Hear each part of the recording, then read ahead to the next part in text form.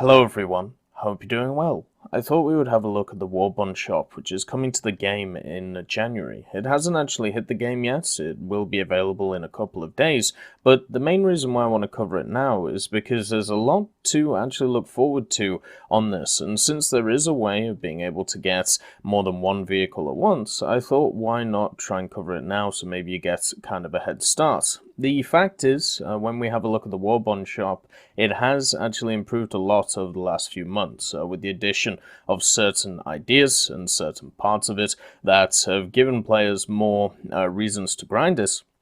And also with just the vehicles on offer in general, it means that we're now in a situation where it's kind of hard to top the actual Warbond from the last time. But it looks like that's pretty much been done for this Warbond shop. There's a lot of really nice vehicles that are on offer, a nice decal, and also bringing back some older decals, which for me is the way forward, doing some kind of box which has stuff such as the, zodiac signs that you can see here. So first of all, the vehicles that are going to be on offer in January, the list is bonkers. Yes, there isn't anything here that really spells like a unique event vehicle, but just from general efficiency terms and just from general use terms, you're getting a lot of vehicles here that are incredibly good depending on what you want to use. You know, the Pz.Bef.Wg.IV, the Mk.Vb, the B1 Ter, the Spitfire Mk.Vb Trop, the Type 4 Model 4,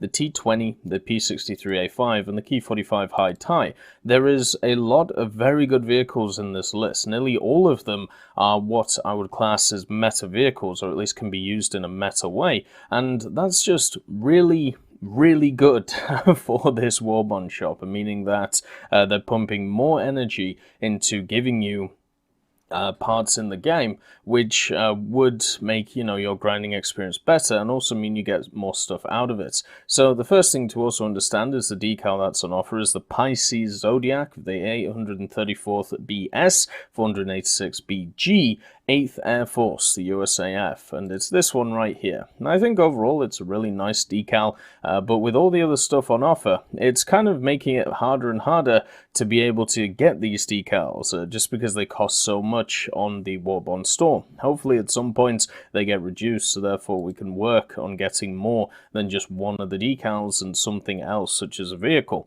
The supply boxes are staying the same, with boosters from the 30% to 900% in RP and SL. This is normally something that I personally go for if I have too many Warbonds, just because it's easy to do, and also they keep over time. There is no time limit on them, so once you get them, you complete them forever. And then you can use them whenever you want. And then you have battle trophies, vehicle test drives. So you have the Type 75 MLRS, the Panther Dauphine, the Mk.Pz M47G, F89B, and G55S. All of these are really nice test drives, apart from the Type 75 MLRS, because that's a completely useless machine, but the rest of them are definitely combat effective. The F89B and the G55S are the ones which stand out as very good vehicles for their BR. The F89B for its speed, and also for the fact that it has really good centrally mounted armament. And then you have the G55S, which is an incredibly good fighter, which also has options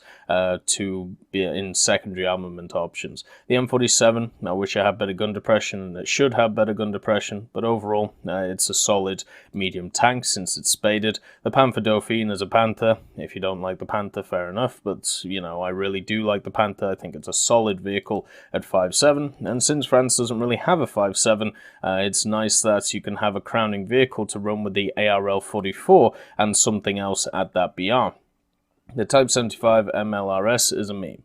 Then you get the 3D decorations. Of course, these are probably going to be the same compared to the last year's. This is something that will eventually need a revamp just because it's been available for so long. Same with the Order Trophy and also the avatar for the tankers. The avatar for the tankers I don't think has ever been changed when it comes to the Warbonds shop once it was introduced. Maybe now that we're seeing changes to other parts, such as more trophies being added, that might be something to look at as well. The trophies, so the Warbonds shop decals of 2019 has been added. This is wonderful. I'm really happy to see this. I think this is a really nice trophy to have, and this basically means that you will get a random chance at getting any of the decals from 2019 in this box. So if there was some that you missed, or if there was some that you wanted, to get but unfortunately missed, then you will be able to do this. Unfortunately, they're not coupons, so therefore you can't get them on the Gaijin store, but I understand why they don't want to coupon these, just like they don't want to coupon certain other vehicles. The reason why is, well, the Warbond shop is supposed to be a very much personal thing. The idea is that, you grind it for yourself and yourself only. This obviously gets a little bit broken when it comes to the trophy for the vehicles, but everything else, is not couponable. Then the next thing is the Warbond Shop decal series, these zodiac signs of the past years. So we're not just going back to 2019, we're also going back to previous years before 2019, which I think is really nice. Adding these two additions to the Warbond Shop, I'm just very happy to see, and that's why I'm looking forward, to the next year to have more of these involved. It pretty much means that you just have more chances of getting certain decorations and certain cool things if you missed out on it in a time period. And one of the problems with War Thunder and these games in general is I don't want people to be punished because they started playing the game later on. I don't generally like the idea that you have these unique items that people can get a hold of, and then they just have a time limit cut off. So therefore, let's say if I start the game today, there are certain vehicles I will never see unless I want to pay exorbitant amounts of money, and even then, there are certain ones that will never see the light of day again because of just the fact of how the game has progressed. So for me, seeing stuff in the Warbond shop, which means that you can get access to content which is previously locked because of a time period, I think is really, really good, and I'm really happy to see this.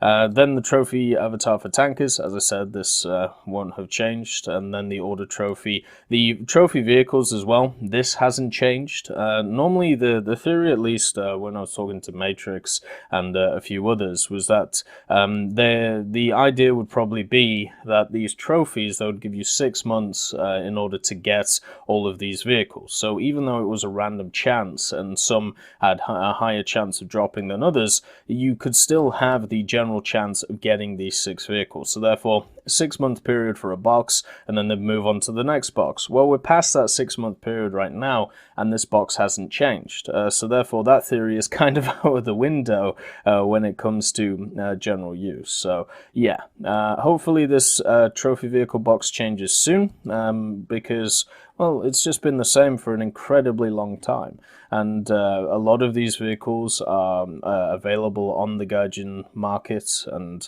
their prices are incredibly stagnant. So if you'd want to try and mix it up, if you'd want to try and mix up what's going on, you would change this box around. Then you have the medium and big sets of universal backups. Player can activate this item to back up any one vehicle of their choice, which is the same as what we have in the game already.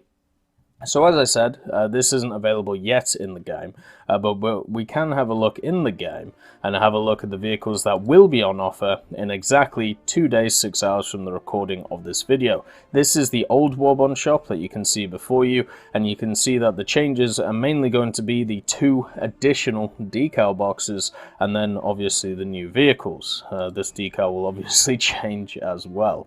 As I said, the ones which it would be nice to see changed would be these ones right here. Now that we have new profile pictures when it comes to general use, and all of these ones, or at least the majority of these ones, are new, and then you have the naval ones which were added over the last year as well. These are really nice to see because I've actually been unlocking them over time, and it's nice to just have these just around the place because it's another thing to work towards that doesn't cost money. The other thing as well is the medals, of course, being open to people to get. Yes, some of them are a little bit harder than others, but that doesn't mean that we haven't been, unlocking them, such as the Blockade Runner badge or stuff such as the Air Force Pilot badge over here.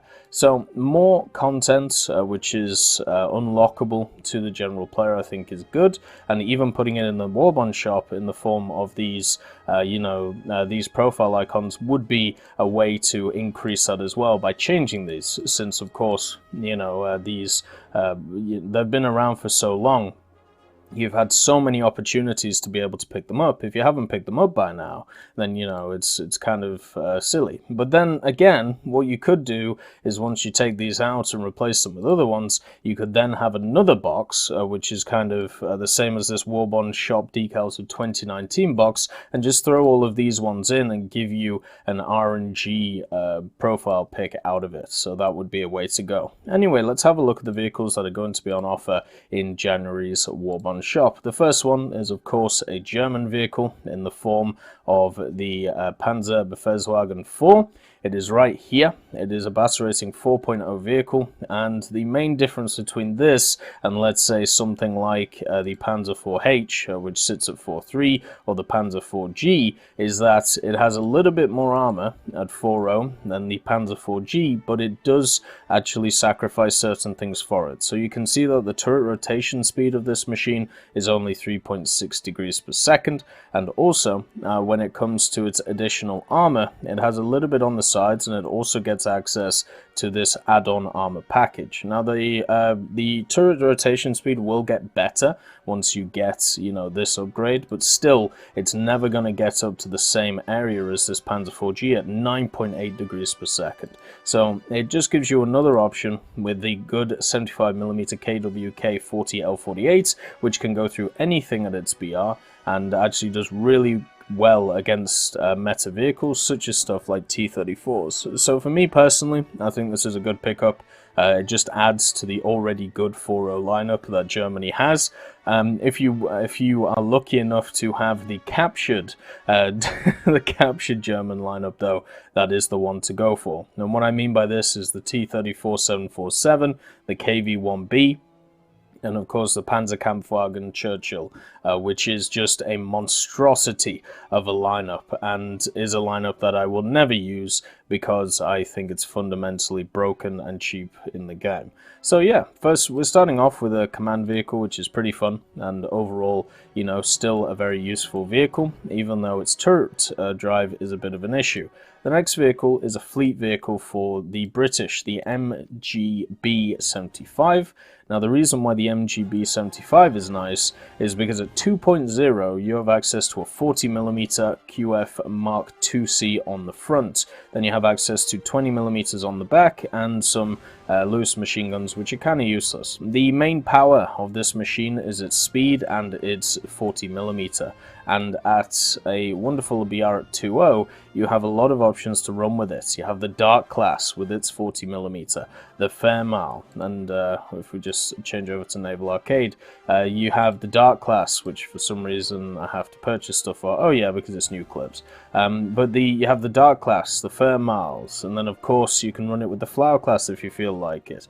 But you have this really strong 2.0 lineup that you can use to grind out all of rank 2 if you feel like it, and the MGB is not, you know, it's not a terrible vehicle. I think overall it's actually pretty good. The 40mm is something that is looked over a lot, but it is one of the strongest guns at the earlier levels of the game. In rank 1 and rank 2, it's harder to find a gun which is going to be as useful as the 40mm is. And the reason for this is simple. It just does a lot of damage, and it does consistent damage to vehicles, and has a pretty decent clip when it comes to, you know, this vehicle. It isn't as good as something like the Bofors 40mm because of the fact that it still does have a clip and you can't just keep firing it continuously, but for me it's still very, very good.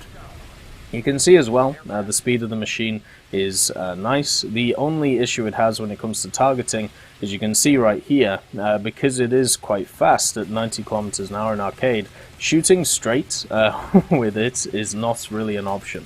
So you have to try and, you know, side shots, which isn't too bad. You know, you can do it quite effectively, as you can see here, and just make sure to use that 40 incredibly aggressively and put a lot of holes in the general enemies that you're finding. I'd say it's a really nice little boat to have, and if there is nothing else, that you want, it is a nice machine to have to get yourself into British naval. And there's a lot of really nice vehicles in naval. The SGB, some of the Fernals are nice. The Dark classes are just great. Flower classes, not good.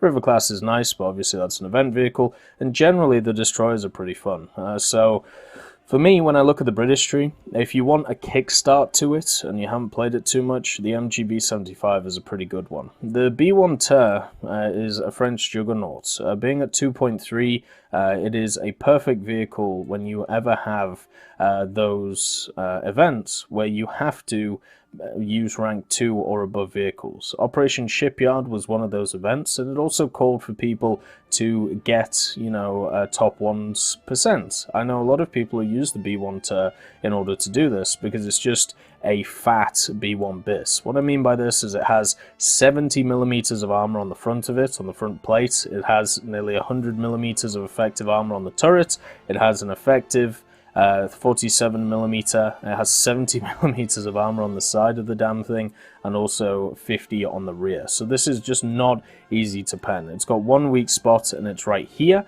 And if you pen it, well done. You kill one crew member out of, 5? So you have to hit it there at least 4 times to be able to, kill the damn thing. It does have a natural predator, which is the Stuart, but even the Stuart doesn't always do great against it because of the fact that the armor can be incredibly bouncy, especially if it is angled like this. Up to 100 millimeters of armor at 2.3 is just completely ridiculous for a machine. And if you don't know how to deal with it, and a lot of people, of course, Alotas don't know how to deal with it, you end up in situations where you can just walk over people. At the same time, even though this vehicle is large, it is not slow. It has got decent acceleration for the size of the vehicle that you have. You can see it gets up to 20 kilometers an hour without even thinking.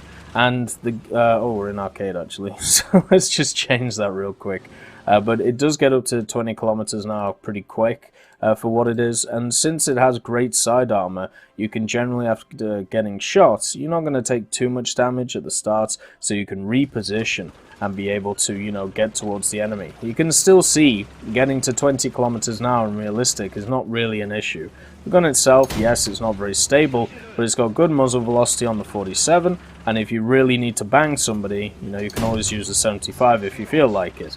It's one of those vehicles which is really fun to use if you have a good crew on it and good survivability, and easily one which can be one of the most broken ones in a down tier. There's a few vehicles in the game which I don't touch anymore because I think they are fundamentally bad or broken for the game. The B1 Ter is one of these vehicles, so that should show you how good of a vehicle, at least I think this is. Other vehicles that kind of sit in that category are stuff like the Mk.Vb, which is, sat over here, this machine, and then other machines such as stuff like the KV-220. But the KV-220 has definitely gone down in the ranks recently when it comes to these style of machines. The P59 is also becoming one of those machines really quickly. So yeah, the B1 Ter is crazy good. The next one is the Spitfire Mk.Vb for the Italians. This is a really good fighter, a really good air superiority fighter to use to play through the Italian tree. I don't know why you would though. This is a problem I've had for the Italians for a long time. The Italians are a really fun tree to research, so a really fun tree to play through, and just play through this fighter line. If you want really nice experiences, if you want to have a lot of fun, just play all of these. They'll all give you pretty similar ways of playing. They all have good guns on them. They all have, good climb rates. They all have good maneuverability. They're very much jack of all trades, but they're not a master of none in a way, because they are good enough at everything to have some kind of superiority over their opponents. The Spitfire, the Mark V, struggles with its dive. It also struggles with overheating when it comes to long battles. So yeah, I mean, for me, when it comes to Mk.Vb Trop, it's a really nice vehicle. I played through it in the English tree, the British tree, and it's exactly the same as the one that you find here. but I just don't see the point in using it, because just play all of these and have fun playing these. They're really fun. It's a really nice line, and it gets you into these higher echelons, which are also really fun. The Italian aviation tree is one of the easiest and funnest experiences you will have as a pilot if you are a fighter player. You know, if you want to play the PvP areas of War Thunder, just play through this tree. You'll have a blast. You don't need the Spitfire to be able to get you through all of these. And if you need something to grind you more money, there are better options on the table in different tech trees. The next vehicle that's on offer is the Type 4 Model 4. This is one of the weakest of the vehicles in terms of efficiency and usefulness, but it does get style points. It is a vehicle which, as you can see, is powered by 2 engines which are above the water, and of course the steering gear at the bottom, and a little piddly engine right here. It has access to 2 20mm on the back and a 37 on the front, and it's just one of those really odd and weird vehicles that you can get in the game. There's nothing that's really too useful about it when it comes to its research or usability. The 37mm in general, I would say, is not a good option for the Japanese. The unfortunate thing is you don't really get many other options though. You can see the little piddler firing, and it just doesn't really do enough damage to be a incredibly good vehicle. I mean, compare this to the Mk.Vb, right? This machine is also incredibly loud. I forgot how loud this damn thing was. Can we actually turn off the engines in this? No. Okay, so they just stay on. But the 20mm are good at pretty much killing everything. What I would actually do is I would switch to the 20mm. You can see that they're not affected by the thing in front of them, so that's a bit of a bug with the machine that needs to be bug reported. But you can see the 20mm will tear apart a lot of machines, and they have a decent reload on them. The 37 you should just let shoot up whatever it feels like. It's not really going to do anything anyway, and yeah, you should just control the machine using these 20mm. But for style points, this one definitely gets a 10 out of 10 just because of the vehicle that it is. I just think usability wise it's not very good. If you compare it to a lot of the Japanese rank 1s though, you can see that it's at 1.7, so it's at the same VR as these damn things, which are just absolutely awful as well. The rank 1 experience of Japan for naval is horrific. The only good vehicles are these types, the K3 and the K7, and the only reason why these are good are the big old 40s on them on the front. Everything else about these vehicles right here are just really hard and rough to play if you compare it to other nations. So I suppose if you want to pick this up to get past this as quick as possible, you could do so. But it's still, in my opinion, not a good pickup because it's not very useful. The T20 is the next vehicle that's on the list. The T20 is a really nice vehicle.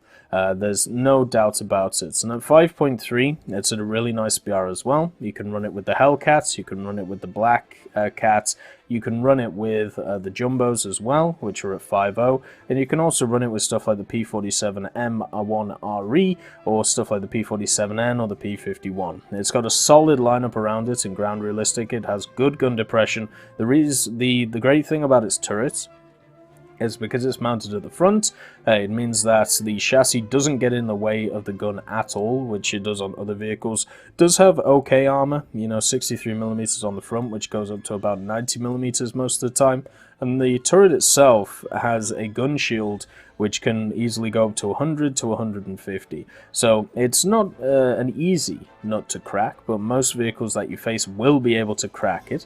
It also doesn't have too much side armor, but the reason why you use this is because it's a low profile 76mm M1 cannon with good speed behind it. So you're not using this vehicle for its armor, you're using this vehicle for its maneuverability and the usefulness of the 76mm. And the reason why it is useful is, as you can see, it has a stabilizer. Now the stabilizer goes up to around 20 kilometers an hour. You can see right here it's kind of screwed up, but if you just go CC gear 1, you can just move along with your 50 cal, killing everything, and have a full stabilizer on the 76mm with a lower profile. This to me is just a really good and honest vehicle. It does everything pretty well. It also, one thing is, you can see from the top here, is you are miles behind the vehicle when it comes to its camera, so you have really good view of the battlefield. I would actually probably put the camera here if I was going to compare it to other vehicles, but this is the standard camera right here. So you can easily see everything that's around the place, and for me that's just really nice. Against stuff like Panthers, against stuff such as Tigers, which will be the majority of the stuff that you fight, if not stuff like T-34s, it is really good against because it can get the first shot off every time. When it comes, because of its stabilizer, whether you are stopping or whether you are starting, you should always have the shot lined up first of all. The other thing as well is, because of the fact that it has the 50 on top, it gives you that extra anti-air assistance, and also against other machines such as the Italians. Now that we're having a lot of R3s running around, it is something to consider when it comes to its usability. For me, the T20 is a really good vehicle to be able to use, not just because it's part of that lineup, but because it's a good grinding vehicle. At 5.3, it's got good research and good SL, and you can use it to grind rank 4 and below. The only vehicle I'd say is better than it when it comes to general grinding is the T29, just because it has much better RP on it. You can see 480 to 570, and the T29 is a lot more survivable. It's also a rank higher and more expensive, and you can't get it for free through the Warbond shop. So I would say this is one of my top picks for this set. Another very, very good pick, though, comes in the form of a Soviet-American machine in the Soviet tech tree. The P63A5, 1600G normally, and at rank 3. This machine has insane SL reward on it, 750% plus 444% RP. The machine that you see here has been meta for the longest time in the Soviet tech tree. There was a time, even 4 or 5 years ago, when there was no point in using Soviet vehicles because you would just use this instead. And you can even make that argument now with a lot of the vehicles. The P63, Pukrishkin's P39, the P39K here, even stuff like the P40E1. You can play through the whole Soviet tech tree without having used any Soviet vehicles. And the P63A5 is a great example of that. It's got a good rate of climb, has a good dive on it, great guns in the form of 450 cals plus a 37, just to be able to donk people. Not the most efficient gun, or not the gun which you're going to rely on the most, but the 450s with 1,000 rounds will easily get you through any scenario. It also has a good turn on it. There's nothing that this fighter does badly, which is why it's a really nice pickup for the Soviet tech tree. And at rank 3 with a ridiculous SL earning potential, it is definitely one of my picks for this Warbond shop. A great pick overall to enjoy through the January-February period if you don't have this vehicle. And if you haven't ground through the Soviet tech tree, it's easily one of the ones to pick up for that. The only problem, I suppose, is it only gets a 500 pounder instead of the standard 3 500 pounders for the P63 in the other trees, such as the French and the American tree. So it's not as good in ground realistic, but it's still really good as an air superiority fighter. So you would bring it anyway with your 3.7 T34 KV1 L11 lineup. It's just a really good plane, really solid, doesn't do anything bad. The Ki 45 High Tai for the Chinese you can find right here. It's a new plane that got added recently alongside some others such as the A6M2 and the Ki 84 Co. Now, being at 1150 GE, it's not too expensive, and also it's kind of a conglomeration of ideas. So the High Tai, I mean, we have the High and we have the Tai in the Japanese tech tree, I believe. Yeah, we have the Tai here and the High here, and when we have a look at the Chinese one at 3.3, it has access to the 37mm 203, the two HO5 cannons, and then it has a 20mm HO3 cannon. Now, as you can see, the HO5 are in a Shrug music configuration, So if you are one of those people who likes using shrug music, it doesn't really get used that much, but I still think it's nice, to have in the game. It is a vehicle which does offer that option for you. So if you want to try and use it against certain planes that you're facing a lot, it's not a terrible idea. And you can see here it does have the thing at the top for it, the reticle, and you do push forward. I do have my shrug music button bound to my cockpit, so that's why it keeps opening and closing, but you can understand what's going on here with it. It works really well, and if you yourself are interested in a shrug music machine, the Mk.Vb is the way to go. The problem is, when it comes to everything else, it's just a heavy fighter, which doesn't have the best offers of the Mk.Vb. The best Mk.Vbs, in my opinion, are the Co right here, and then also some of the higher ones, such as the Key 108 with the 37 and the 20, and the J5 and the Key 83, which are later, variants of the heavy fighters. So after the Co Toryu, you start getting some weird and wonderful guns which don't do enough damage, and the Chinese High Tai has that problem. So you have a machine here which doesn't really do a ton with its main guns, especially the 37, which only has 15 rounds.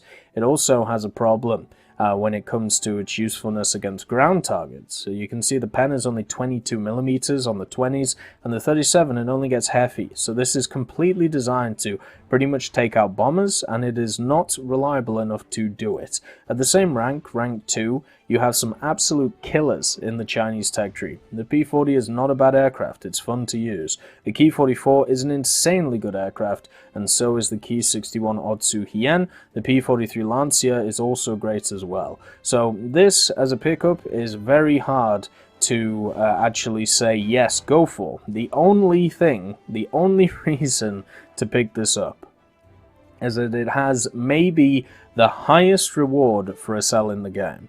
I don't think I've seen a vehicle with higher reward than 810%. Normally you see vehicles with 750% like this one, but for some reason the Ki-84 Co Hayate and the Ki-45 have 810% on their modifiers, which is just insane when you think about it. Now, it might be something to do with the fact that these are new vehicles and they're trying to sell them more, but if you look at some of the old ones, like the A6M5 Co, once again, 750%, 780% on some of the Sabres. So to get a vehicle which has that high of a reward at 3.3 is insanity, especially with a repair cost of only 2,200. So if you want to grind SL and you're not very confident in something like a P63A5, maybe this is the thing to go for you. But unless you're doing that, and unless